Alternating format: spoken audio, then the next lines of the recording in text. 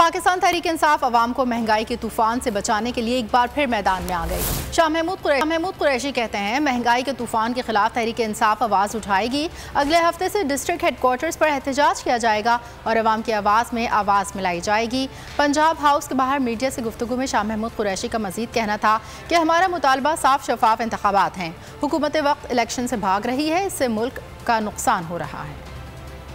महंगाई के तूफान के खिलाफ तहरीक इंसाफ आवाज़ उठाएगी। अगले हफ्ते से मुख्तलिफ डिस्ट्रिक्ट हेडक्वार्टर्स पर पार्टी की तंजीमें हैं वो हुकूमत की नाकाम माशी पॉलिसी पर अपना नुक्ता नज़र पेश करेंगी और महंगाई से लोगों को निजात दिलाने के लिए अवाम का साथ देंगे और अवाम की आवाज़।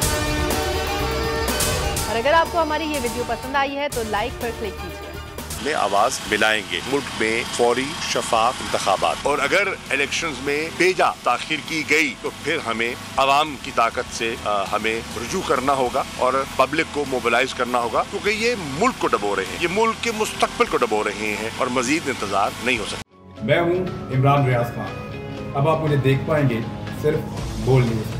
इमरान रियाज खान साहब जो हैं वो बोल फैमिली का हिस्सा बन गए हैं। बड़े अरसे बाद किसी चैनल ने हौसला किया है, तो मुझे ऐसा लगता था कि हमें बोलने की इजाजत नहीं मिलेगी, लेकिन बोल ने डिसाइड किया कि बोलने की इजाजत वो लेकर देंगे। मुझे बोल की एक चीज बहुत अच्छी लगी कि बोल ने कैटेगोरिकली कहा कि जो करना है करो, हमने अपना कोई बंदा नहीं निकालना।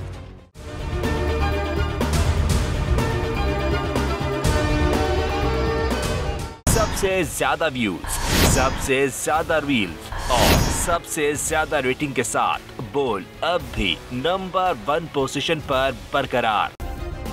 सब्सक्राइब करें और बेल दबाएं ताकि कोई खबर रह न जाए।